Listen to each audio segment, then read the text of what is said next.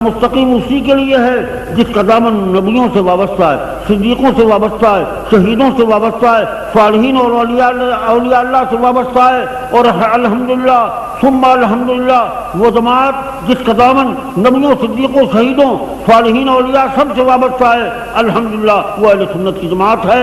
ہمارا دامن عقیدت سب سے پہلے انبیاء کے ساتھ وابستہ ہے۔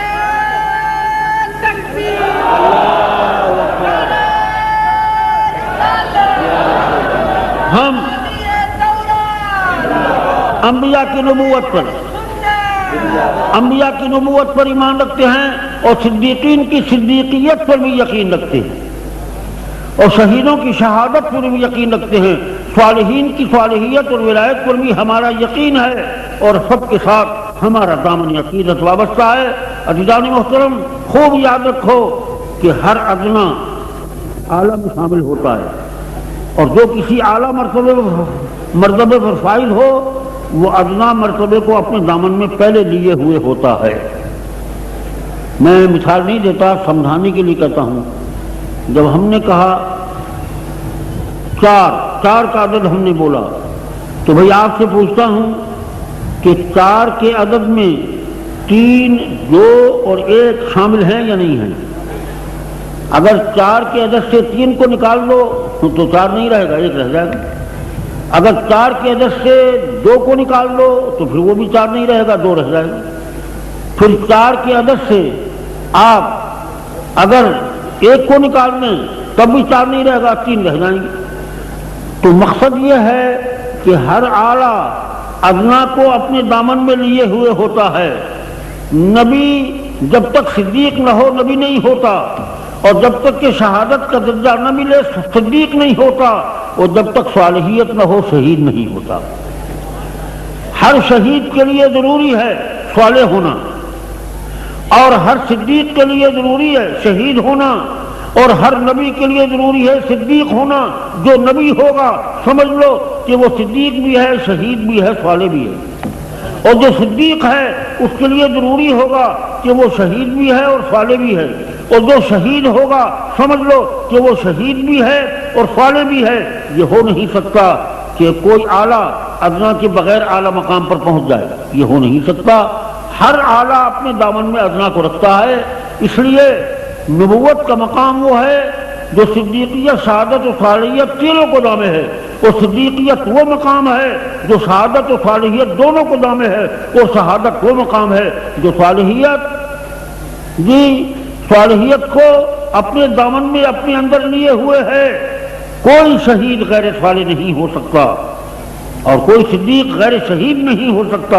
آپ کہیں گے حضرت ابوبکر صدیق رضی اللہ تعالیٰ عنہ تو شہید نہیں ہوئے جی، اور اسی طرح لوگ تو یہاں تک کہہ دیتے ہیں کہ حضور بھی تو شہید نہیں ہوئے، تو پھر یہ ادنا مرتبہ پائے بغیر اعلیٰ مرتبے پر کیسے پہنچ گئے؟ تو اس کے متعلق میں ایک بات عرض کر دوں کہ شہادت کے معنی اگر سمجھ لیں تو یہ بات کبھی زبان پر نہ آئے۔ شہادت کے معنی اگر سمجھ لیں، میں عرض کرتا ہوں اللہ کی قسم اللہ کے حبیب بھی شہید ہیں، اور اللہ کی قسم حضرت ابوبکر بھی شہید ہیں یقیناً، اور ہر شہید صالح ہے۔ صالحیت کے بغیر شہادت نہیں، شہادت کے بغیر صدیقیت نہیں، اور صدیقیت کے بغیر نبوت نہیں۔ آپ کہیں گے کیسے؟ میں کہوں گا شہادت کی حقیقت کو تو آپ سمجھیں۔ شہادت ہے کیا؟ صرف کسی معرکے میں مر جانا یا قتل ہو جانا یہ شہادت نہیں ہے۔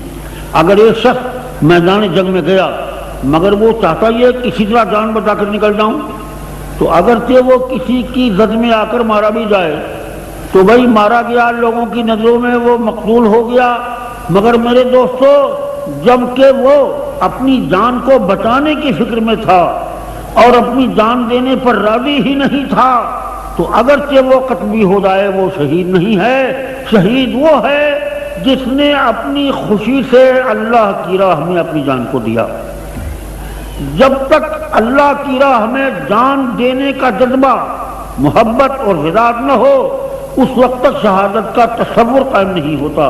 حضور سید عالم حضرت محمد الرسول اللہ صلی اللہ تعالی علیہ وآلہ وصحبہ وبارک وسلم نے فرمایا لَوَدِدْتُ أَنْ أُقْتَلَ فِي سَبِيلِ اللَّهِ ثم احیا ثم اقتل ثم احیا ثم اقتل ثم احیا ثم اقتل، فرمایا میرے دل کی تمنا یہ ہے، میری خواہش یہ ہے کہ میں اللہ کی راہ میں قتل کیا جاؤں، پھر زندہ کیا جاؤں، پھر قتل کیا جاؤں، پھر زندہ کیا جاؤں، پھر قتل کیا جاؤں۔ معلوم ہوا کہ جوہر شہادت تو یہی تمنا ہے، جوہر شہادت تو یہی وداد ہے، جوہر شہادت تو اسی خواہش کا نام ہے۔ اس خواہش کے بغیر اگر کوئی میدان جنگ میں قتل بھی ہو جائے، بھاگتا بھاگتا مارا بھی جائے، تو وہ مقتول ہے مگر شہید نہیں ہے۔ شہید وہ ہے جس نے اپنی جان اللہ کی راہ میں دینے کے لیے اپنے سر میں سودا پیدا کیا اور اپنے دل میں جذبہ پیدا کیا اور محبت اور وداد کے ساتھ اپنی جان اس نے اپنے رب کی عظمت پر قربان کر دی، وہ ہے شہید۔ اور اللہ تعالیٰ نے شہادت کے جتنے درجے تھے وہ سب حبیب کو عطا فرما دیے صلی اللہ علیہ وآلہ وسلم۔ شہادت سری بھی اور شہادت جہری بھی۔ آپ کو معلوم ہے کہ شہادت سری میں کیا ہے؟ شہادت سری کو تو حضور نے اتنا عام فرمایا کہ میں کہتا ہوں کہ شاید ہی کوئی مسلمان ہو، محروم القسمت ہو، جو شہادت سے محروم رہ جائے۔ حضور اسلام نے فرمایا من مات مسموما فہو شہید، جو زہر سے مر جائے وہ شہید ہے۔ فرمایا من مات غریقا فہو شہید، جو ڈوب کر مر جائے، خودکشی نہیں بے اختیار، وہ شہید ہے۔ من مات حریقا فہو شہید، جو جل کر مر جائے وہ شہید۔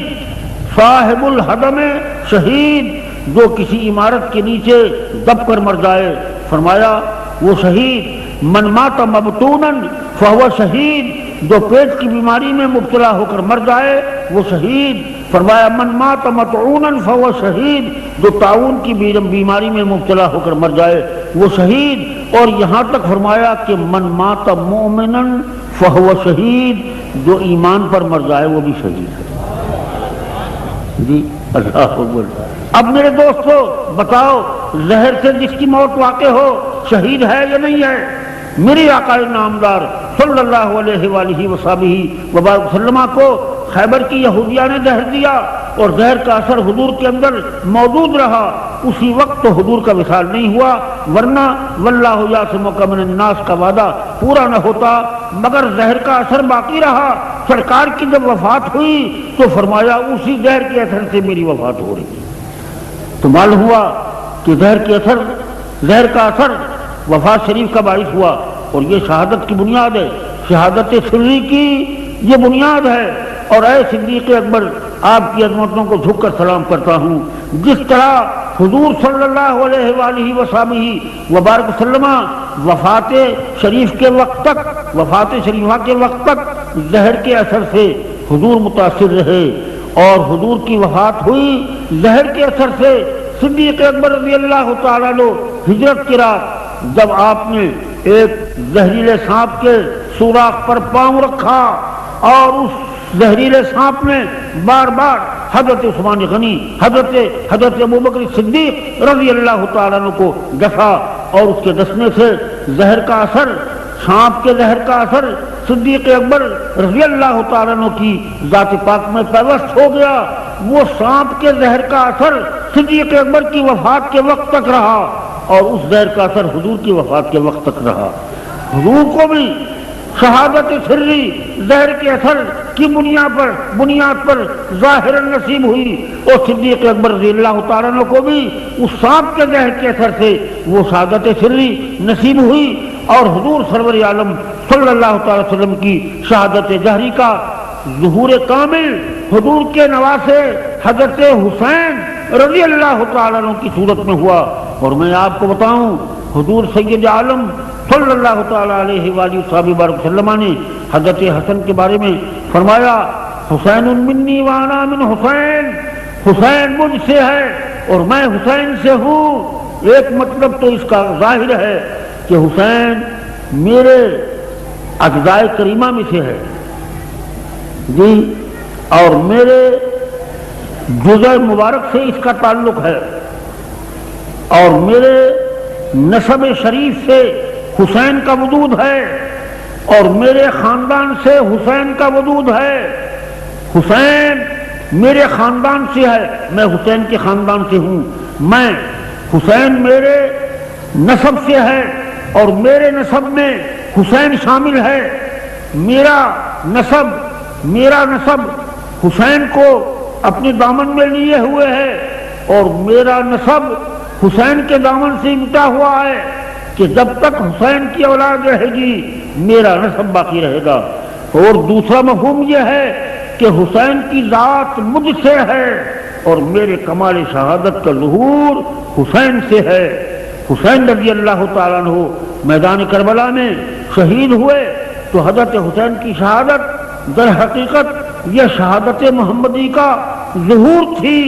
اللہ تعالیٰ جل مجدہ نے میرے محبوب صلی اللہ علیہ وسلم کو جنگ احد میں اور دوسرے مقامات میں حضور صلی اللہ علیہ وسلم کو جو زخم کا موقع عطا فرمایا اور حضور کے بدن مبارک سے خون مبارک بھی بہا، دندان مبارک کا کنارہ بھی گر گیا اور شکستہ ہو گیا. یہ سب کیا تھا؟ یہ زخموں کا لگنا، خون مبارک کا بہنا اور حضرت حضور اسلام کے دندان مبارک کے کنارے کا گرنا، یہ کیا تھا؟ دراصل اس شہادت جہری کے اثرات تھے، نشانات تھے جو حضور اسلام کی ذات مقدسہ میں ظاہر ہوئے. اور جب حضور حضرت امام حسین رضی اللہ تعالیٰ عنہ میدان کربلا میں شہید ہوئے تو وہ کہیے کہ میرے آقا کی شہادت کا ظہور تام حسین کی شہادت کے ضمن میں ہو گیا. اور حضور اسلام نے یہ پہلے ہی فرما دیا کہ یقتل حسین علی راس 60 سنہ، 60 ہجری کے سرے پر حسین شہید کیے جائیں گے.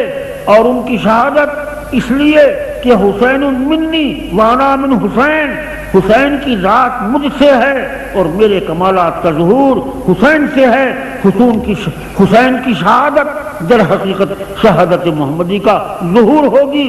اور میں صدیق اکبر رضی اللہ تعالیٰ عنہ کے بارے میں بھی یہ سمجھتا ہوں کہ ادھر سانپ کے زہر کا اثر وفات کے وقت تک باقی رہا اور میرے آقا کے نواسے حضرت حسین کا کربلا کے میدان میں شہید ہونا شہادت محمدی کا ظہور تھا. اور حضرت ابوبکر صدیق کے نواسے حضرت زبیر، کون سے؟ عبداللہ بن زبیر کو ایمان سے کہنا، وہی یزید کی فوجیں جنہوں نے کربلا میں حسین کو شہید کیا، وہی فوجیں مکے میں آ کر حضرت عبداللہ بن زبیر کو شہید کرنے والی ہیں. عبداللہ کون ہیں؟ حضرت صدیق اکبر کے نواسے ہیں. حضرت اسماء جو صدیق اکبر کی بیٹی ہیں ان کے یہ بیٹے ہیں. حضرت زبیر جو صدیق اکبر کے داماد ہیں ان کے یہ صاحبزادے ہیں. حضرت عبداللہ بن زبیر صدیق اکبر کے حقیقی صاحبزادے ہیں، حقیقی نواسے ہیں. اور امام حسین حضور کے حقیقی نواسے ہیں. کربلا میں حسین کی شہادت حضور کی شہادت کا ظہور ہے اور مکے میں عبداللہ بن زبیر کی شہادت صدیق اکبر کی شہادت کا ظہور ہے. تو کیا نتیجہ نکلا کہ اصل شہادت صدیق اکبر میں بھی موجود ہے اور اصل جوہر شہادت سرکار کے اندر بھی موجود ہے. کیونکہ جب تک ادنا درجہ نہ ہو اعلیٰ درجہ ہو نہیں سکتا، اور جو اعلیٰ درجے کا حامل ہے وہ ادنا درجہ ضرور اپنے اندر رکھتا ہے. اسی لیے حضور اکرم صلی اللہ علیہ وسلم نے ارشاد فرمایا من سأل اللہ شہادۃ صادقا من قلبہ بلغہ اللہ منازل الشہداء وإن مات علی فراشہ. فرمایا جس نے سچے دل سے شہادت کو طلب کیا اگرچہ وہ بستر موت پر ہی کیوں نہ مر جائے مگر قیامت کے دن وہ شہیدوں میں کھڑا کیا جائے گا. کیوں؟ اس لیے کہ وہ طالب شہادت تھا، شہادت کا متمنی تھا، شہادت کا شوق اس کے سر میں تھا اور شہادت کا ذوق اس کے دل میں تھا. اور جو اللہ کی راہ میں سر کٹانے کا ذوق رکھتا ہو ارے جوہر شہادت اسی کو نصیب ہوتا ہے. تو پتہ چلا کہ جوہر شہادت صدیق اکبر میں بھی ہے اور جوہر شہادت میرے آقا کی ذات پاک میں بھی ہے. اور حضور کی اس شہادت جہری کا ظہور کربلا میں حسین کی شہادت کے ضمن میں ہوا اور صدیق اکبر کی شہادت کا ظہور مکے میں عبداللہ بن زبیر کی شہادت کے ضمن میں ہوا جب عبداللہ بن زبیر کو شہید کر دیا گیا اور آپ کی لاش کو اللہ اکبر سولی پر لٹکایا گیا اور دھوپ میں تپتی ہوئی دھوپ میں جب ان کی لاش سڑے گی اور مکے والوں کو اس کی بدبو محسوس ہوگی تو لوگوں کو ان سے نفرت ہوگی. مگر ہوا کیا؟ عبداللہ بن زبیر کی لاش جب لٹکائی گئی دھوپ میں اور دھوپ کے اثر سے وہ لاش پھٹی تو بدبو کی بجائے اتنی خوشبو نکلی کہ مکے کی فضائیں مہک گئی۔ لوگ حیران تھے کہ بھائی میت کی لاش پھٹنے سے بدبو پھیلتی ہے، یہ خوشبو کیسی نکلی؟ تو بعض لوگ جو دانائے راز تھے اور حقیقت آشنا تھے انہوں نے بتایا کہ ہم بتائیں کہ یہ خوشبو کیسی ہے۔ ارے عبداللہ بن زبیر سب سے پہلا وہ شخص ہے کہ جب مہاجر مدینے میں ہجرت کر کے پہنچے تو سب سے پہلا مہاجر کے گھر جو بیٹا پیدا ہوا وہ عبداللہ بن زبیر تھے، اور جب یہ پیدا ہوئے تو حضرت اسماء اپنی گود میں لے کر حضور کی بارگاہ میں لائیں اور عرض کیا آقا یہودی تو کہتے تھے کہ ہم نے مسلمانوں کی نسل بندی کر دی ہے، اب مہاجروں کے کوئی لڑکا پیدا نہیں ہوگا، سرکار یہ لڑکا اللہ نے عطا فرمایا، حضور اپنا لعاب دہن مبارک اس کو عطا فرمائیں۔ تو عبداللہ بن زبیر کے پیٹ میں سب سے پہلے جو چیز گئی وہ حضور کا لعاب دہن مبارک تھا۔ لوگوں نے کہا ارے یہ جو خوشبو ہے یہ سرکار کے اس لعاب دہن مبارک کی ہے جو عبداللہ بن زبیر کو پہلے حضور نے عطا فرمایا تھا۔ عزیزان محترم، میں کہنا یہ چاہتا تھا کہ ہر ادنا مرتبہ اور ہر ادنا درجہ اعلیٰ مرتبے کے اندر ضرور پایا جاتا ہے۔ صدیق اکبر بھی شہید ہیں اور میرے آقا بھی شہید ہیں، شہادت جہری بھی ہے، شہادت سری بھی ہے، اور دونوں شہادتوں کی تکمیل بھی ہے۔ حضرت حسین کی شہادت میرے آقا صلی اللہ علیہ وسلم کی شہادت جہری کا ظہور ہے، اور شاہ عبدالعزیز محدث دہلوی رحمۃ اللہ علیہ نے سر شہادتین میں فلسفہ شہادت بیان فرماتے ہوئے اسی حقیقت کو بیان فرمایا ہے۔ امام حسین رضی اللہ تعالیٰ عنہ کی شہادت کے بارے میں ہم اہل سنت کا یہ اعتقاد ہے کہ وہ شہید برحق ہیں۔ امام حسین شہید برحق ہیں، ان کی شہادت شہادت حقہ ہے، ان کی شہادت شہادت عظمیٰ ہے۔ وہ لوگ بھی ہوں گے جو معاذ اللہ کہتے ہیں کہ امام حسین تو یزید کے مقابلے میں خروج کر کے گئے تھے اور لڑنے کے لیے گئے تھے اور حکومت لینے کے لیے گئے تھے اور خلافت حاصل کرنے کے لیے گئے تھے اور یزید سے جنگ کرنے کے لیے گئے تھے۔ اللہ اکبر اللہ اکبر۔ میرے دوستوں اور میرے پیارے عزیزوں، ارے ذی الحجہ کے مہینے میں حضرت امام حسین نے سفر کیا، ذی الحجہ کے مہینے میں اور ذی الحجہ کا مہینہ تو حرام کا مہینہ ہے، اس حرام کے مہینے میں تو کافروں پر بھی چڑھائی کرنا جائز نہیں ہے۔ تو جو مسلمان کہلاتا ہو اور کلمہ پڑھتا ہو اس کے پر چڑھائی کرنے کے لیے کس طرح امام حسین نکلیں گے؟ تو دنیا کیا کہتی، امام حسین کو کیا کہتی کہ آپ حرام کے مہینے میں جس میں کہ ہندوؤں اور یہودیوں اور نصارہ اور مشرکین پر جہاد کرنے کے لیے آغاز کرنا جائز نہیں ہے، آپ کس طرح ایک کلمہ گو کے مقابلے میں لڑائی کے واسطے جا رہی ہیں؟ یہ تو حرمت کا مہینہ ہے، حرام کا مہینہ ہے۔ حرام کے مہینے میں تو جنگ و جدال اور قتال کے لیے قدم اٹھانا جائز ہی نہیں ہے کہ کس قدر افسوس کا مقام ہے۔ اور اگر وہ لڑنے کے لیے جانا چاہتے تو میں سچ کہتا ہوں کہ امت مسلمہ کا دم غفیر حضرت حسین کے ساتھ ہوتا۔ یہ کیا بات ہوئی کہ 72 تن کو لے کر وہ چلے گئے؟ نہ ان کے پاس کوئی سامان ہے، نہ ہتھیار ہے، نہ لشکر ہے، کوئی چیز نہیں۔ تو پتہ چلا کہ حسین رضی اللہ تعالیٰ عنہ یزید کے مقابلے میں لڑنے کے لیے نہیں گئے تھے، وہ تو اللہ کا خوف تھا جو حسین کو کشاں کشاں لے جا رہا تھا۔ آپ کو یاد نہیں کوفیوں نے کتنے خطوط لکھے بار بار کہ اے حسین اگر آپ ہمیں یزید کے ظلم سے نہیں بچائیں گے تو قیامت کے دن ہمارا ہاتھ ہوگا اور حسین کا دامن ہوگا۔ یہ خوف تھا خدا کا، اللہ کا خوف تھا جو حضرت حسین کو کشاں کشاں لے کر گیا۔ نہ وہ لڑنے کے ارادے سے گئے تھے، نہ وہ حکومت کے ارادے سے گئے تھے، نہ خلافت حاصل کرنے کے ارادے سے گئے تھے۔ وہ تو کوفیوں کے اس خط پر گئے تھے کہ اگر آپ نہیں آئے تو قیامت کے دن ہمارا ہاتھ ہوگا اور آپ کا دامن ہوگا۔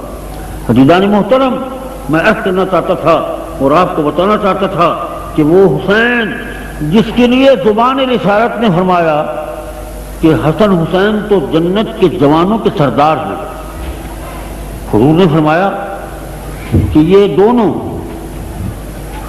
جنت کے جوانوں کے سردار ہیں۔ جس کو زبان رسالت نے جنت کے جوانوں کا سردار فرمایا، آپ ہی بتائیے کہ یہ جرم اس ذات مقدسہ سے سرزد ہو سکتا ہے؟ جی ہاں، کسی نے شبہ وارد کیا کہ بھائی جنت کے جوانوں کے سردار یہ کیسے ہو سکتے ہیں؟ یہ تو نبی نہیں ہے، نہ حسن نبی ہے نہ حسین، اور جنت کے جوانوں میں تو انبیاء بھی شامل ہوں گے، تو کیا یہ نبیوں کے بھی سردار ہیں؟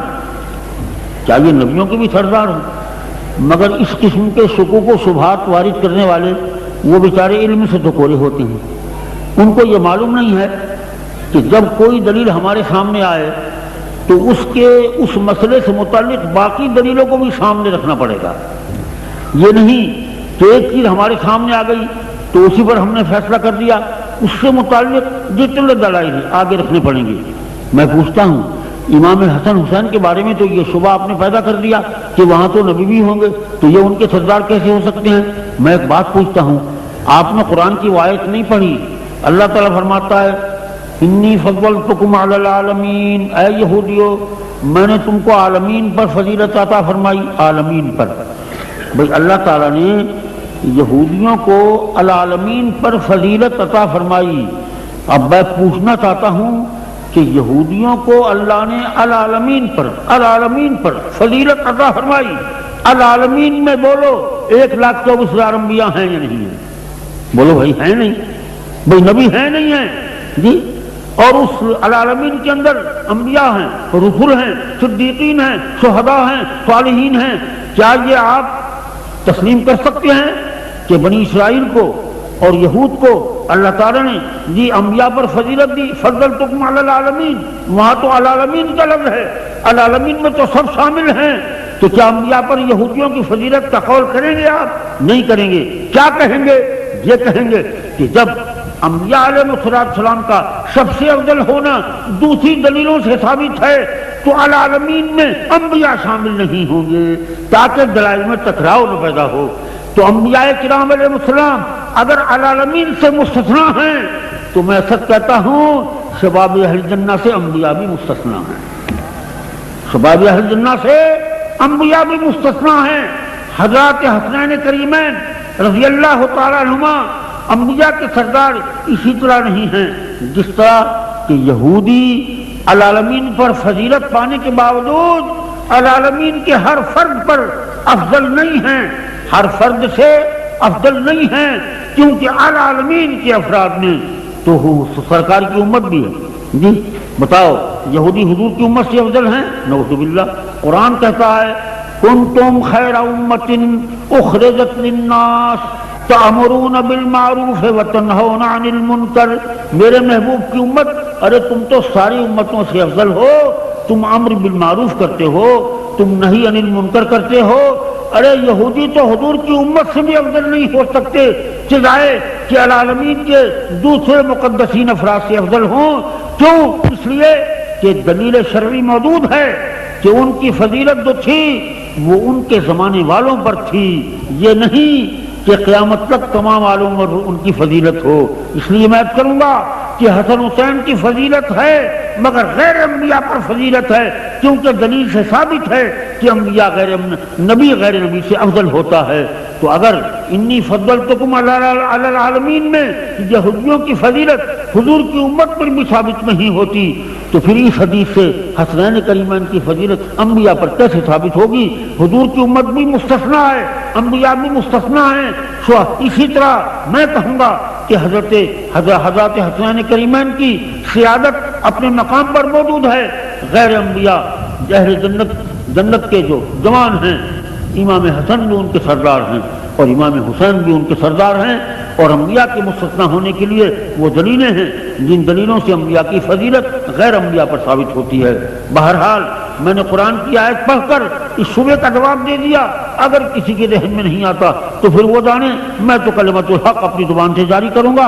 اب میں آپ کو یہ بتانا چاہتا ہوں کہ حضور سید عالم حضرت محمد رسول اللہ صلی اللہ تعالیٰ علیہ وآلہ وصحبہ مبارک وسلم نے امام حسین رضی اللہ تعالیٰ عنہ کی شہادت کی خبریں دی، اور اب کیا کروں آپ سے، ان تمام احادیث کا ایسا بالکل ہو نہیں سکتا، بس اتنی بات عرض کیے دیتا ہوں کہ نبی کریم صلی اللہ تعالیٰ علیہ وآلہ وصحبہ مبارک وسلم نے یہ الفاظ طیبات کلمات شریفہ ارشاد فرما دیے کہ یقتل الحسین علی راس 60 سنہ، حسین 60 ہجری کے سرے پر قتل کیے جائیں گے۔ 60 ہجری کے سرے پر محرم کا مہینہ تھا اور 10ویں تاریخ تھی، اور امام حسین رضی اللہ تعالیٰ عنہ قتل کیے گئے، اور ان کا قتل کیا جانا وہ شہادت تھی، اور وہ شہید تھے، اور شہید اعظم تھے، اور شہید اکبر تھے، اور شہید معظم تھے، اور ایسے شہید تھے کہ جن کی شہادت کے دامنوں میں معلوم نہیں کتنے شہداء کے خون کے قطرات شامل ہیں۔ اے امام حسین رضی اللہ تعالیٰ عنہ، آپ کی عظمت اور آپ کی شہادت کو میں جھک کر سلام کرتا ہوں۔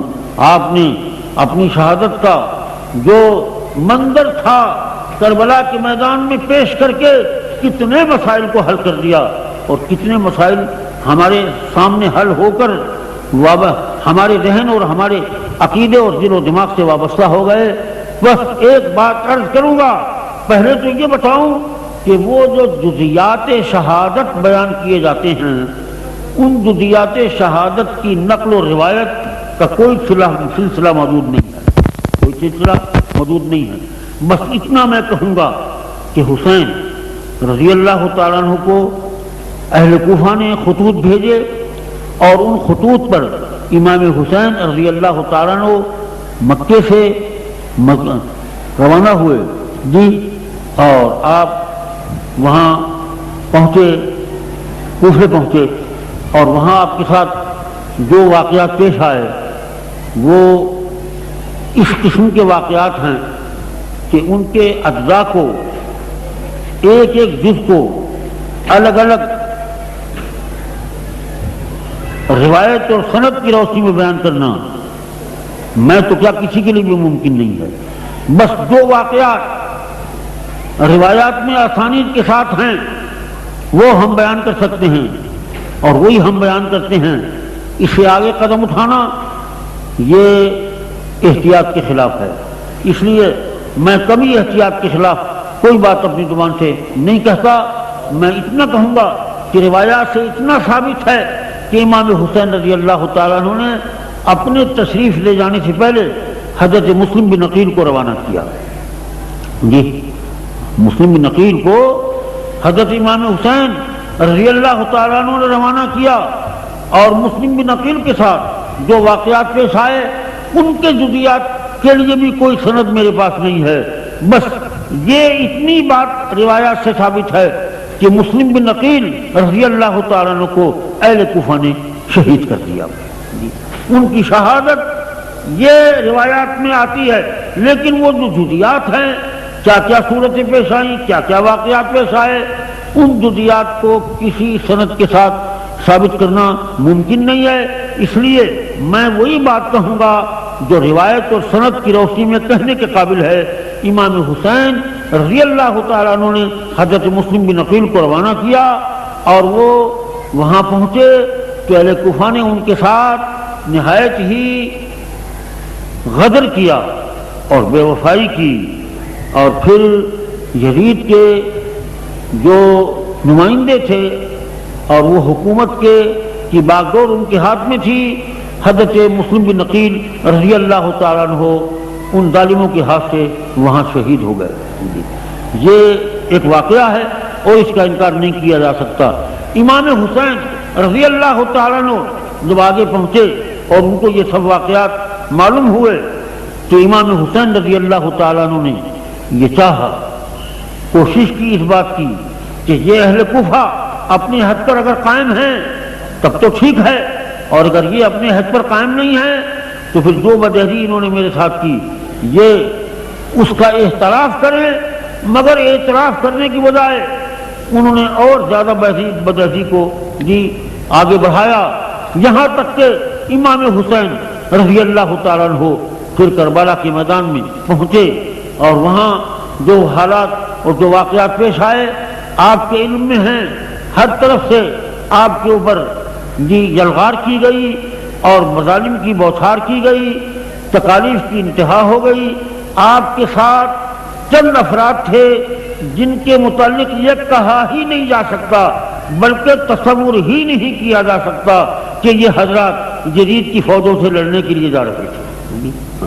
اگر یزید کی فوجوں سے لڑنے کے لیے جانے کا ارادہ ہوتا تو کسی اور شان کے ساتھ جاتے۔ میں قسم کھا کر کہتا ہوں کہ امت محمدیہ کا وہ عظیم لشکر حسین کے ساتھ ہوتا کہ جس کی مثال کسی نے کبھی دیکھی نہ ہوتی، مگر آپ نے ساتھ جانے والوں کو بھی روک دیا اور فرمایا میں لڑنے کے لیے تو جا نہیں رہا، میں تو اللہ کے اس خوف کو دل میں لیے جا رہا ہوں کہ اگر میں نہیں جاتا تو قیامت کے دن ان کا ہاتھ ہوگا اور میرا دامن ہوگا۔ میں تو خدا کے اس خوف سے کساں کساں جا رہا ہوں۔ مجھے نہ ملک چاہیے، نہ خلافت چاہیے، نہ حکومت چاہیے، نہ مجھے کچھ اور چاہیے، میں تو فقط اللہ کی رضا چاہتا ہوں اور اللہ کے غضب سے اور اس کے خوف سے میں بچنا چاہتا ہوں، اس لیے میں جا رہا ہوں، کسی کو میرے ساتھ جانے کی ضرورت نہیں ہے۔ بہت سے حضرات نے امام حسین رضی اللہ تعالیٰ کے ساتھ جانے پر اصرار کیا، مگر آپ نے کسی کو ساتھ نہیں لیا۔ وہ 72 تن جو امام حسین کے ساتھ تھے اور آپ کے اہل بیت کرام، جن میں وہ مخدرات بھی تھی، وہ مستورات بھی تھی، وہ عفیفات بھی تھیں، اللہ اکبر، کہ جن کی عفت کے تصور سے جی خدا کی قسم تصور کرنے والوں کا دماغ بھی پاک ہو جائے، بشرطے کے ایمان کے ساتھ وہ تصور ذہن میں آئے۔ جی وہ اہل بیت اطہار کے مقدس افراد اور اہل بیت اطہار کی وہ مقدس مستورات کہ جن کے دامن عفت کی ہوا لگنے سے لوگ پاک اور طیب و طاہر ہو جائیں، بشرطے کہ ان کے اندر ایمان کا کوئی ذرہ ہو۔ تو میں کر رہا تھا کہ وہ اپنے ساتھ ان کو لے کر گئے آپ، اور آپ نے لشکر نہیں ساتھ لیا، کوئی سامان جنگ ساتھ نہیں لیا، لڑنے کا کوئی سامان اپنے ساتھ نہیں لیا، تو وہ فقط اللہ کا خوف آپ کو میدان کربلا کی طرف لے کر گیا۔ اور اس کے بعد پھر ہوا کیا؟ یہی ہوا کہ آپ نے اتمام حجت فرمایا، بار بار اتمام حجت فرمایا کہ اے لوگوں بتاؤ، تم اذانوں میں میرے نانا جان کا نام نہیں لیتے، اشہد ان محمد رسول اللہ نہیں کہتے، تم کلمے میں لا الہ الا اللہ کے ساتھ محمد رسول اللہ نہیں پڑھتے، پھر بتاؤ میں نے کیا قصور کیا ہے؟ میرے ساتھ تم جنگ کرتے ہو اور میرے خون کے پیاسے ہو، مگر ان لوگوں نے تو یہ سمجھ لیا تھا کہ ہم نے حسین کو بہرحال شہید کرنا ہے، کیونکہ اگر یہ زندہ رہ گئے تو ان کا زندہ رہنا ہماری حکومت کے لیے اور ہماری قوم کے لیے اور ہماری خلافت کے لیے نہایت ہی مضر ہوگا، لہذا اس کانٹے کو راستے سے نکالنا ہے اور حسین کو قتل کرنا ہے۔ وہ اس بات پر تلے ہوئے تھے، اس لیے انہوں نے امام حسین رضی اللہ تعالیٰ عنہ کے تمام ساتھیوں کو شہید کر دیا، اور آپ کے صاحبزادے حضرت علی اصغر جو 6 مہینے کے شیخوار تھے ان کو بھی شہید کر دیا، آپ کے جوان صاحبزادے حضرت علی اکبر رضی اللہ تعالیٰ عنہ نوجوان تھے ان کو بھی شہید کر دیا، اور آپ کے جتنے جانثار ساتھی تھے وہ سب شہید ہو گئے۔ بالآخر امام حسین رضی اللہ تعالیٰ عنہ کی شہادت کی باری آئی اور آپ کو شہید کیا گیا، اور آپ نے دنیا کو یہ بتا دیا کہ جس چیز کو حسین حق سمجھتا ہے وہ اس سے کبھی دستبردار نہیں ہوگا، خواہ جان بھی کیوں نہ چلی جائے۔ کبھی ہو نہیں سکتا کہ باطل کو حق کہہ لیا جائے اور باطل کے سامنے سر جھکا دیا جائے، یہ اہل بیت کی شان نہیں ہے۔ امام حسین رضی اللہ تعالیٰ کے متعلق لوگ کہتے ہیں کہ انہوں نے آخر میں یزید کی بیعت کر لی تھی، اگر یزید کی بیعت کر لیتے تو پھر یہ شہادت کا موقع ہی کیوں آتا؟ جی یہ حضرت امام حسین کا خون کیوں بہتا؟ ان کے اہل بیت اطہار کا خون کیوں بہتا؟ علی اصغر کا حلقوم تیروں سے کیوں چھلنی ہوتا؟ حضرت علی اکبر کیوں شہید ہوتے؟ اگر وہ بیعت کر لیتے یزید کی تو انہوں نے یزید کی بیعت نہیں کی۔ وہ کسی نے کیا خوب کہا ہے، اللہ اکبر، وہ کسی نے کہا کہ سرداد و نداد دست در دست یزید حقا کے بنا لا الہ تو حسین سر دے دیا، مگر یزید کے ہاتھ میں ہاتھ نہیں دیا اور یزید کی بیعت نہیں کی۔ خدا کی قسم حسین نے یزید کی بیعت نہیں کی۔ اگر بیعت کا کوئی تصور ہوتا تو پھر کربلا کا واقعہ اور شہادت حسین کا واقعہ کبھی رونما نہ ہوتا۔ اس واقعہ شہادت حسین کا رونما ہونا یہ دلیل ہے کہ حسین نے ہرگز بیعت نہیں کی۔ لوگ کچھ کہتے رہیں اور میں آپ کو یہ بتا دوں کہ حضرت حسین رضی اللہ تعالیٰ عنہ نے جس چیز کو حق سمجھا اور جس چیز کو حق جانا اس پر قائم رہے. مصائب آئے، آلام آئے، پریشانیاں آئیں، تکلیفیں آئیں، صدمات آئے، ہر صدمے کے مقابلے میں، ہر کوہ علم کے مقابلے میں حضرت حسین رضی اللہ تعالیٰ عنہ ایک اس سے بڑھ کر پہاڑ بن کر کھڑے ہو گئے. وہ ثابت قدم رہے. پھر تمام مصائب و آلام آئے اور وہ اس صبر کے پہاڑ سے اور حسین کریم کی عظمت کے پہاڑ سے ٹکرائے. وہ سب پاس ہو گئے. لوگ کہیں گے کہ حسین تو شہید ہو گئے، یہ کیوں نہیں کہتے کہ انہوں نے حسین کو پاس کر دیا؟ اور میں کہتا ہوں کہ حسین شہید ضرور ہو گئے مگر ناکام نہیں ہوئے. حسین شہید ضرور ہوئے مگر ناکام نہیں ہوئے، بلکہ میں تو یہ کہوں گا کہ ان کا شہید ہونا ہی ان کی کامیابی کی دلیل ہے. کیوں؟ اس لیے کہ جان دے دی مگر باطل کو قبول نہیں کیا، جان دے دی باطل کے سامنے سر نہیں جھکایا، جان دے دی صبر کیا اور پہاڑوں کو، مصیبت کے پہاڑوں کو برداشت کیا. یہی تو ان کی کامیابی کی دلیل تھی. قرآن نے کہا وَكَانَ حَقًّا عَلَيْنَا نَصْرُ الْمُؤْمِنِينَ، ایمان والوں کی مدد ہم پر حق ہے، ایمان والوں کی مدد ہم پر ثابت ہے. اللہ نے حسین کی مدد کی اور حسین ثابت قدم رہے. شاید آپ یہ کہیں کہ مدد تو حسین کی نہ ہوئی، اگر ہوتی تو وہ شہید نہ ہوتے. اللہ اکبر. میں کہتا ہوں شہادت کے مرحلے تک حسین کا صبر و ثبات پر قائم رہنا یہ اللہ کی مدد کے بغیر ہو نہیں سکتا تھا. ہم جیسا ضعیف الایمان ہوتا تو معلوم نہیں اس کا کیا حشر ہوتا. یہ حسین کی عظمت تھی کہ اللہ نے اپنی نصرت حسین کے ساتھ شامل فرمائی. اور میں مثال تو نہیں دیتا، سمجھانے کے لیے عرض کرتا ہوں. عتیدان محترم، منتہائے کمال تک پہنچنا یہ کامیابی کی دلیل ہے. منتہائے کمال تک پہنچنا یہ کامیابی کی دلیل ہے. اور یہ کہنا کہ بھئی یہ حضرت حسین تو شہید ہو گئے، کیا مدد ہوئی؟ اللہ اکبر. ارے ان کا شہید ہونا یہی اللہ کی مدد ہے. اور اگر وہ پائے ثبات ان کا پھسل جاتا اور وہ باطل کے سامنے سر جھکا دیتے اور اپنی جان کو بچا لیتے تو ان کے جان کو بچا لینا یہ ان کی ناکامی ہوتی. اگر ایک بچے کو آپ روزہ رکھوائیں، 10 سال کا بچہ ہے اور روزہ رکھوایا اور اس کو جناب پیاس لگی اور آپ نے اس کو تسلی دی کہ بیٹے تھوڑا سا وقت باقی ہے، ذرا سو جاؤ، ذرا سا آرام کر لو. پھر اٹھا، منہ پر پسلیاں بندی ہوئی ہیں، پیاس کے مارے برا حال ہے، اب پانی موجود ہے، شربت موجود ہے، کھانا موجود ہے، مگر آپ کھانا نہیں دیتے، پانی نہیں دیتے، بچے کو کوئی چیز نہیں کھلاتے نہیں پلاتے، بلکہ اس کو تسلی دیتے ہیں. یہاں تک کہ جب روزہ افطار کرنے کا وقت قریب آتا ہے وہ بچہ پھر پیاس سے تڑپتا ہے تو آپ یہی کہتے ہیں کہ بیٹے بس اب دیکھ چند منٹ کے بعد روزہ افطار ہونے والا ہے. جب سورج غروب ہو گیا آپ نے اس کو کھانا بھی کھلایا، اس کو پانی بھی پلایا، اس کو شربت بھی پلایا. یہ روزہ افطار کرتے وقت بچے کا ثابت قدم رہنا یہ کیا تھا؟ یہ کامیابی تھی. اور اگر درمیان میں اس کو کھانا دے دیتے، پانی دے دیتے، شربت پلا دیتے تو بچہ تکلیف سے تو بچ جاتا مگر روزہ نہ ہوتا. تو روزے کا پورا ہونا یہ کامیابی تھی. حسین کا صوم شہادت مکمل ہو گیا اس وقت جب حسین کی گردن کو کاٹ دیا گیا اور دنیا نے دیکھ لیا کہ حسین صبر پر برقرار رہے، حق پر برقرار رہے اور شہادت کے وقت تک آپ کا قدم نہیں پھسلا. یہی کامیابی تھی. اور اگر اللہ کی مدد نہ ہوتی تو یہ کامیابی نصیب نہ ہوتی. کان حقا علینا نصر المؤمنین کا یہی مفہوم ہے، یہی مفہوم ہے کہ اللہ تعالیٰ ایمان والوں کی مدد فرماتا ہے اور ایمان والوں کی مدد جب اللہ کرتا ہے تو ان کا قدم ڈگمگانے نہیں پاتا، ان کا قدم پھسلنے نہیں پاتا، وہ ان کا مضبوط ہو جاتا ہے اور دنیا کی کوئی طاقتی طاقت ان کے پائے ثبات کو جگہ سے ہلا نہیں سکتی. اور وہ صبر کا ایک پہاڑ ہوتے ہیں، کوئی اس پہاڑ کے ساتھ ہمیں مقابلہ کر نہیں سکتا.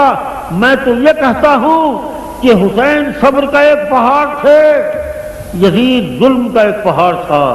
یزید کو موقع ملا اور گویا قدرت نے مسکرا کر کہا کہ صبر کے پہاڑ تھے، ذرا ٹکرا کر تو دیکھ، یزید تیرا ظلم پاس ہو جائے گا، حسین کا صبر اپنے مقام پر برقرار رہے گا. ایسا ہی ہوا، یزید کے مظالم پاس ہو گئے جی. اور حسین رضی اللہ تعالیٰ عنہ کا قدم صبر کے میدان سے ڈگمگانے نہیں پایا۔ اللہ تعالیٰ جل جلالہ و عز والہ نے امام حسین رضی اللہ تعالیٰ عنہ کو شہادت کا مرتبہ عطا فرمایا، اور مقام شہادت عطا فرمانے کے بعد حسین نے خود اس حقیقت کو واضح کر دیا کہ باطل کے ساتھ موافقت کرنا یہ اہل بیت کی شان نہیں ہے۔ اگر اہل بیت باطل کے ساتھ موافقت کرتے تو آج حسین کربلا کے میدان میں اپنی جان نہ دیتا اور سر نہ کٹاتا اور اپنا خون نہ بہاتا۔ گویا امام حسین رضی اللہ تعالیٰ نے اپنے خون سے لکھ دیا کہ اہل بیت کی شان نہیں ہے کہ جس چیز کو باطل سمجھیں اس سے موافقت کر لیں۔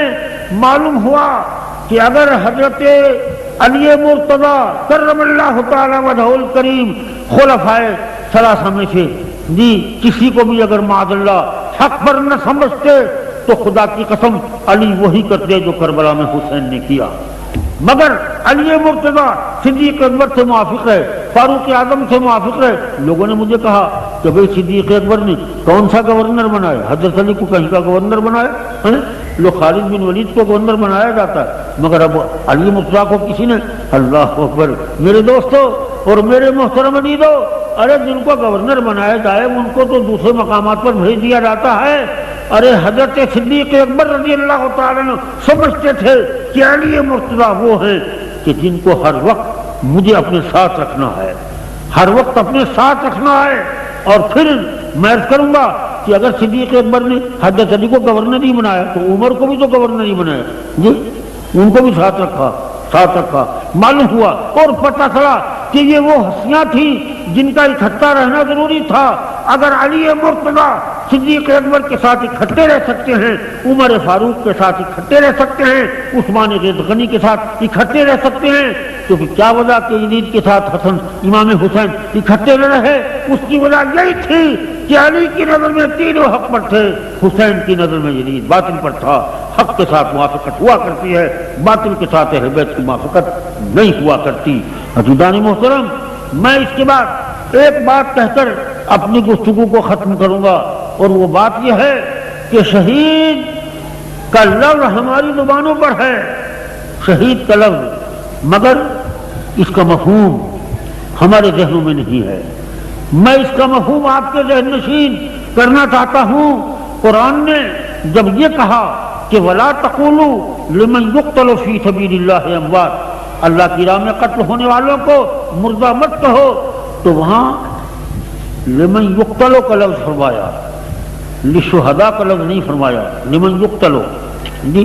اور دوسری آیت میں اللہ فرماتا وَلَا تَحْسَبَنَّ الَّذِينَ قُتِلُوا فِي سَبِيلِ اللَّهِ، وہاں بھی قُتِلُوا فِي سَبِيلِ اللَّهِ فرمایا جی، شہداء نہیں فرمایا، شہداء کا لفظ وہاں نہیں آیا۔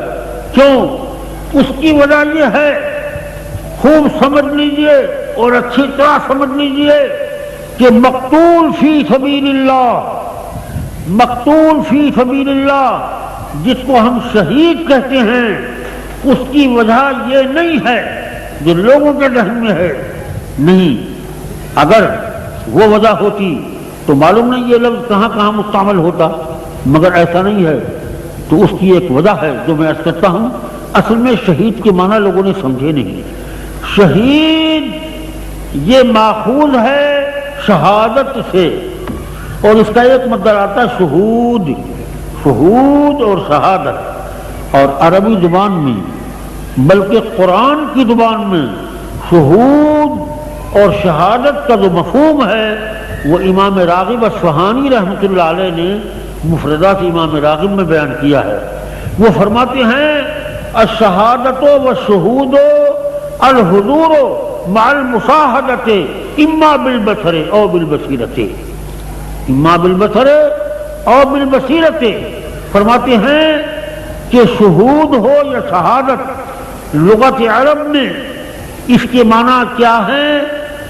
الشہود والشہادۃ الحضور مع المشاہدۃ۔ کہتے ہیں شہود و شہادت کے معنی ہے حاضر ہونا، حاضر ہونا، مگر فقط حاضر ہونے کو شہادت نہیں کہتے، فرماتے مع المشاہدۃ، حاضر ہونا مشاہدہ کرتے ہوئے۔ مشاہدے سے کیا مراد ہے؟ دیکھتے ہوئے، سنتے ہوئے، جانتے ہوئے۔ کسی مقام پر حاضر ہونا دیکھتے ہوئے، سنتے ہوئے، جانتے ہوئے، یہ شہادت اور شہود کا مفہوم ہے۔ اور میرے پیارے دوستو اور عزیزو، قرآن نے جب منعم علیہم کا ذکر کیا تو وہاں مقتول کا ذکر نہیں فرمایا، مقتول کا ذکر نہیں فرمایا۔ وہاں کیا فرمایا؟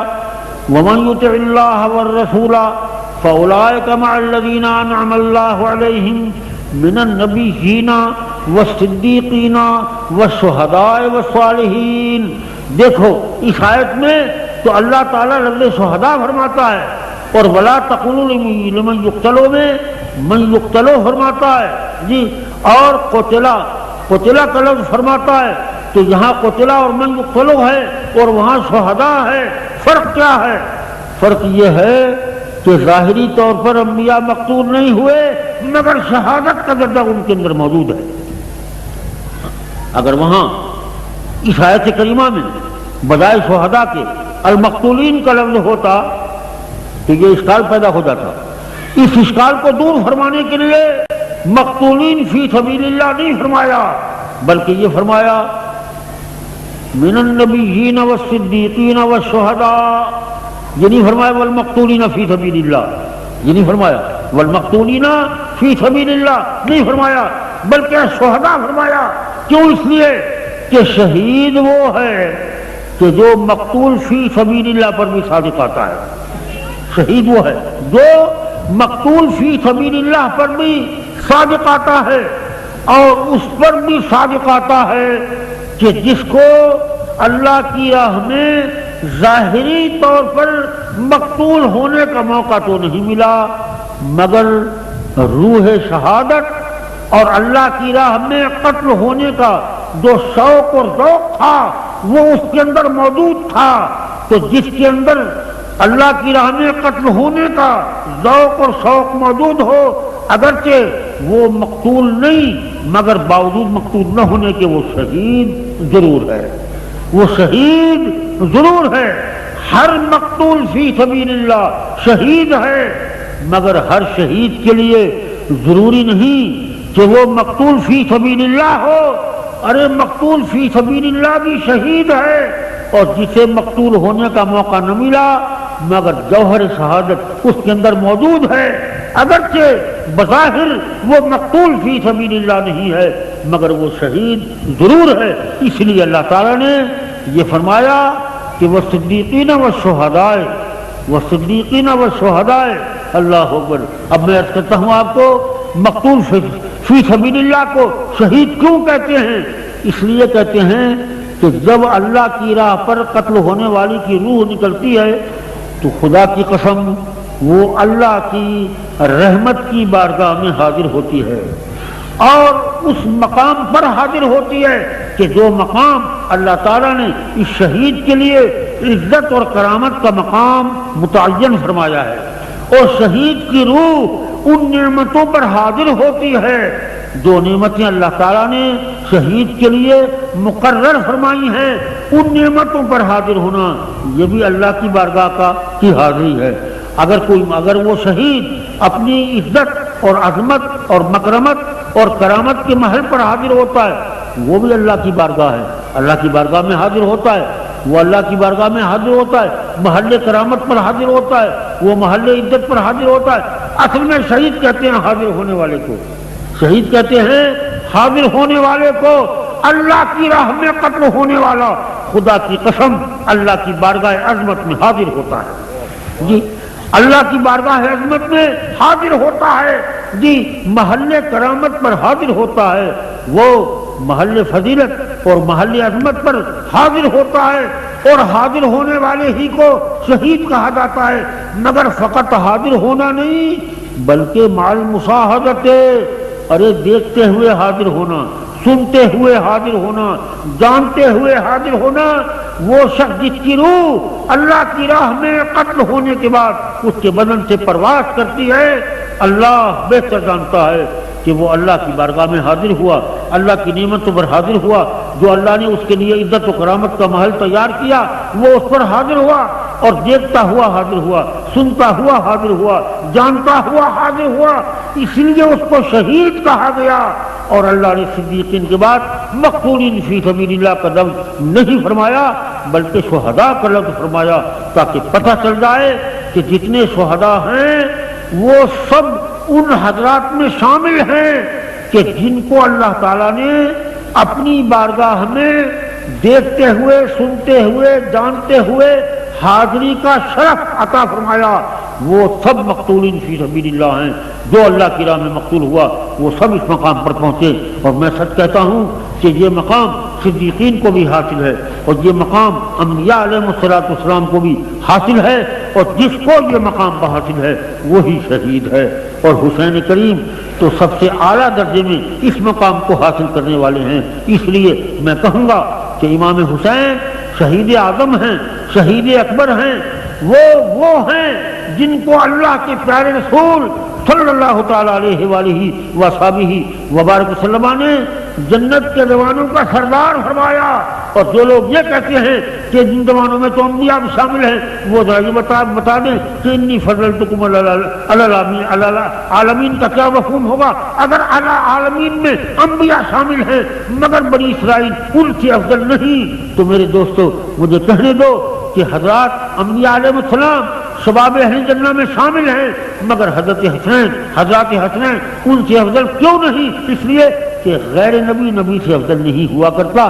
سب دلیلوں کو سامنے رکھو تب مسئلے کو سمجھو۔ قرآن کو اور حدیث کو سمجھنا کوئی آسان کام نہیں ہے۔ اب ایک بات ختم کر دوں، شہادت حسین کی سنت ہے، شہادت حسین کی سیرت ہے، اور اس سیرت کو حسین نے ہمارے لیے چھوڑا۔ اے کاش آج مسلمان اپنے دل میں شہادت کا شوق پیدا کر لیتا، سیرت حسین کے رنگ میں رنگ جاتا۔ ہم معلوم نہیں سیرت حسین کس چیز کو سمجھتے ہیں۔ میں سچ کہتا ہوں سیرت حسین شہادت ہے، اور رسول کریم صلی اللہ علیہ وآلہ وصحبہ وبارک وسلم نے اس شہادت کو اتنا بڑا مقام عطا فرمایا اور اس قدر اہمیت عطا فرمائی کہ اس شہادت کا تعلق تو قتال اور جدال سے ہے۔ بولو بھائی، جو جہاد نہیں کرے گا، جو قتال نہیں کرے گا، وہ اللہ کی راہ میں مقتول ہوگا؟ ارے مقتول تو وہ ہوگا جو جہاد کے لیے نکلے، مقتول تو وہ ہوگا جو دشمنان دین سے قتال کے واسطے نکلے، اور قتال فی سبیل اللہ کے بغیر مقتول فی سبیل اللہ ہو نہیں سکتا۔ اللہ تعالیٰ نے اپنی راہ میں قتال کو اس قدر عظمت عطا فرمائی، اور قرآن نے کہا ما لکم لا تقاتلون فی سبیل اللہ ہے۔ اے ایمان والو تمہیں کیا ہوا، تم اللہ کی راہ میں قتال نہیں کرتے؟ والمستضعفین من الرجال والنساء والولدان الذین یقولون ربنا اخرجنا من هذه القرية الظالم اهلها واجعل لنا من لدنك وليا واجعل لنا من لدنك نصيرا۔ اللہ نے فرمایا کہ وہ مستضعفین جن کو مشرکین نے، کفار نے اپنی طاغوتی طاقت سے دبا کر رکھا ہوا ہے، اور وہ راتوں کو چلاتے ہیں، چیختے ہیں، اور ان کی دعائیں سحری یہی ہوتی ہے کہ اے اللہ ہمیں اس قریے سے نکال دے جس کے اہل ظالم ہیں، کوئی ہمارا ولی بنا کر بھیج دے، کوئی ہمارا مددگار بنا کر بھیج دے۔ میرے دوستو اللہ تعالیٰ فرماتا ہے بالکم لا تقاتلون فی سبیل اللہ، ایمان والو تمہیں کیا ہوا، تم اللہ کی راہ میں قتال نہیں کرتے؟ اور میں سچ کہتا ہوں کہ اللہ کا یہ حکم قیامت تک جاری رہے گا۔ ہاں لو ایک حدیث سنا کر بات کو ختم کرتا ہوں، نسائی شریف کی حدیث ہے جی۔ حضرت ابو ہریرہ رضی اللہ تعالیٰ عنہ اس کے راوی ہیں، عن ابی ہریرہ رضی اللہ تعالیٰ عنہ قال قال رسول اللہ صلی اللہ علیہ وآلہ وصحبہ وبارک وسلم اصابتان من امتی احرزہم اللہ من النار، اصابت تکون مع عیسی ابن مریم و اصابت تغزو الہندا۔ حضرت ابو ہریرہ کی حدیث ہے، نسائی میں ہے جی۔ حضرت ہریرہ فرماتے ہیں حضور اسلام نے فرمایا میری امت کی دو جماعتیں ایسی ہیں جن کو اللہ نے نار جہنم سے آزاد کر دیا ہے۔ ذرا غور سے سننا، نار جہنم سے آزاد کر دیا ہے۔ ایک وہ جماعت کہ جب عیسیٰ بن مریم علیہ السلام آسمان سے اتریں گے تو ان کے ساتھ شامل ہوگی اور ان کے ساتھ شامل ہو کر دجال کو قتل کرے گی۔ وہ جماعت جو عیسیٰ بن مریم کے ساتھ ہو، اللہ نے اس جماعت کو نار جہنم سے آزاد کر دیا اور فرمایا ایک وہ جماعت جو ہندوستان میں مشرکوں سے جہاد کرے گی، ہندوستان میں مشرکوں سے جہاد کرے گی، اس جماعت کو بھی اللہ تعالیٰ نے نار جہنم سے آزاد فرما دیا۔ تو غزوہ ہند کا حضور نے ذکر فرمایا، تغزو الہندا، یہ حدیث کے الفاظ ہیں۔ ایک اور حدیث پڑھ دوں اور پھر تقریر کو ختم کرتا ہوں، وہ بھی حضرت ابو ہریرہ سے روایت ہے۔ عن ابی ہریرہ رضی اللہ تعالی عنہ قال وعدنا رسول اللہ صلی اللہ علیہ وآلہ وسلم غزوۃ الہند لوددت ان انفق فيها نفسي ومالي فإن اقتل فأنا من أفضل الشهداء وإن أرجع فأنا أبو هريرة المحرر من النار۔ یہ نسائی شریف کی حدیث۔ اب حضرت ابو ہریرہ فرماتے ہیں کہ حضور صلی اللہ علیہ وسلم ہم سے غزوہ ہند کا وعدہ فرمایا کرتے تھے کہ ہند میں بھی غزوے ہوں گے، ہندوستان میں بھی جہاد ہوں گے، مشرکوں سے مسلمان جہاد کریں گے۔ ہم سے حضور نے وعدہ فرمایا کہ میری امت کے لوگ ایسے ہوں گے جو ہندوستان میں مشرکوں سے لڑیں گے اور مشرکوں سے قتال کریں گے۔ ارے یہ مشرکوں سے ان کا قتال کرنا، یہ اللہ کی راہ میں جہاد کرنا، یہ جنگ کرنا اور یہ قتل ہونا، قتل کرنا اللہ کی راہ میں اور پھر اللہ کی راہ میں مقتول ہونا، یہ کیا ہے؟ ارے یہ سیرت حسینی ہے، یہ سیرت حسینی ہے، یہ تعلیم محمدی ہے، اسلام کی روح ہے، اسلام کی جان ہے۔ اے حسین، آپ کی عظمت کے قربان جاؤں، آپ نے ہمیں شہادت کا درس دیا، جہاد کا سبق دیا۔ یہ جہاد وہ ہے کہ جو اسلام کی روح ہے، ایمان کی جان ہے۔ ہم حسین کا نام لیتے ہیں مگر ان کی تعلیمات کی روح سے ہم غافل اور بے خبر ہیں۔ سرکار نے فرمایا کہ ابو ہریرہ فرماتے ہیں حضور اسلام ہم سے وعدہ فرماتے تھے اور اکثر فرمایا کرتے تھے کہ ہندوستان میں جہاد ہوں گے اور ہندوؤں سے، مشرکوں سے، کافروں سے مسلمان لڑیں گے اور ان کا قتال ہوگا۔ تو حضور اسلام نے فرمایا اب حضرت ابو ہریرہ کیا فرماتے ہیں؟ ابو ہریرہ فرماتے ہیں لوددت ان انفق فيها نفسي ومالي۔ ابو ہریرہ فرماتے ہیں میرا دل چاہتا ہے اور میری دل کی تمنا ہے کہ اس ہندوستان کے غزوے میں میں بھی شریک ہوتا اور اپنی جان اور مال سب کی بازی لگا دیتا۔ جی میرا دل چاہتا ہے کہ ہندوستان کے جہاد میں میں بھی شریک ہوتا اور اپنی جان کی بازی بھی لگا دیتا، اپنے مال کی بازی بھی لگا دیتا۔ اب دو ہی صورتیں تھیں، فَإِنْ اُقْتَلْ فَأَنَا مِنْ أَفْضَلِ الشُّهَدَاءِ، اگر میں اس میں قتل ہو جاتا، اگر میں اس میں قتل ہو جاؤں تو میں افضل شہداء سے قرار پاؤں گا، افضل شہداء۔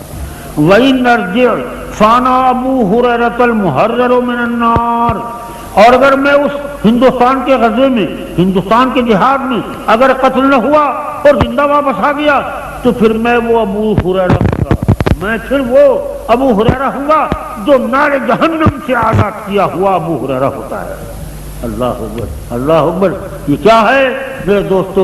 یہ اللہ کے نام کی عظمت کے لیے، اسلام کی بقا کے لیے اور اسلام کے لیے میرے دوستو جان کی بازی لگانا، ارے یہ سیرت حسین ہے، یہ شہادت کا درس یہ سیرت حسین ہے۔ کربلا کے میدان میں لوگوں نے کہا کہ یزید زندہ رہا، حسین قتل ہو گئے۔ میں کہتا ہوں قتل حسین اصل میں مرگ یزید ہے اور اسلام زندہ ہوتا ہے ہر کربلا کے بعد۔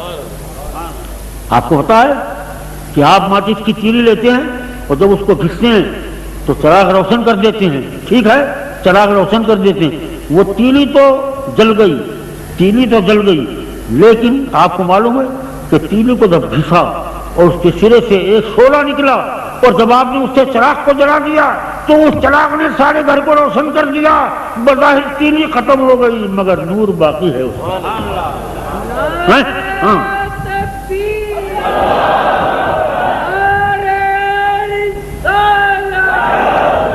بظاہر تیلی ختم ہو گئی مگر نور باقی ہے۔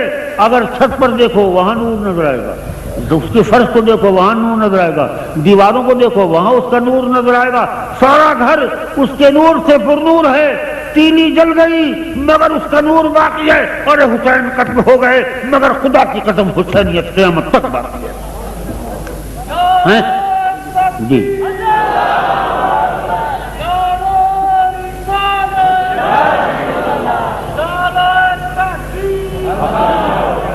دیکھیے اب یہ کوئی کہتا ہے کہ ڈاکٹر عثمانی لکھا ہے اللہ کو ہاں اللہ تجھے کبھی سے پھر کیا ہو یہ دونوں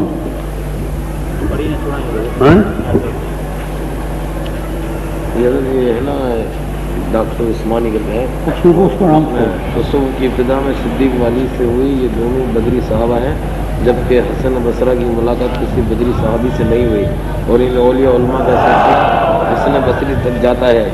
آگے کوئی درمیان میں سلسلہ نہیں تو یہ انتظام ہے لہٰذا تصوف تاریخ حقیقت نہیں ہے. دیکھو بھائی میں آپ کو بتاتا ہوں کہ کہتے ہیں حضرت صدیق سے ہوئے اور میں کہتا ہوں صدیق اکبر ہوں یا فاروق اعظم عثمان غنی ہوں یا علی مرتضی ان سب کو فیض حضور سے ملا صلی اللہ علیہ وآلہ وسلم. اور یاد رکھو یہ بات کبھی مت بھولنا کہ حضرت ام سلمہ حضور کی پاک بیوی ہیں ام المومنین ہیں حضرت ام سلمہ جی سبحان اللہ. حضرت حسن بصری کی جو والدہ تھی وہ حضرت ام سلمہ کی خادمہ تھی. ام المومنین حضرت ام سلمہ کی خادمہ کون تھی؟ حضرت حسن بصری کی والدہ. اور جب حسن بصری کو وہ چارپائی پر لٹا کر اور گھر کا کام کاج کرتی تھیں اور حسن بصری ابھی بچے تھے اور وہ بھوک لگتی تھی ان کو جی ماں کا دودھ ان کو درکار ہوتا تھا اور ماں تو گھر کی خدمت میں لگی ہوتی تھی. تو حضرت ام سلمہ رضی اللہ تعالیٰ عنہ حضرت حسن بصری کو اٹھا کر اپنی مبارک ساتھی ان کے منہ میں دے دیتی تھی. بخور کرنے کی بات ہے. اور پھر ان کی نورانی چھاتی سے دودھ نکلتا تھا. حسن بصری نے حضرت ام سلمہ کا دودھ پیا. میرے دوستوں مجھے یہ بتاؤ کہ جو ام سلمہ کے دودھ سے پلا ہو اس کا کیا مقام ہوگا آپ بتائیے جی.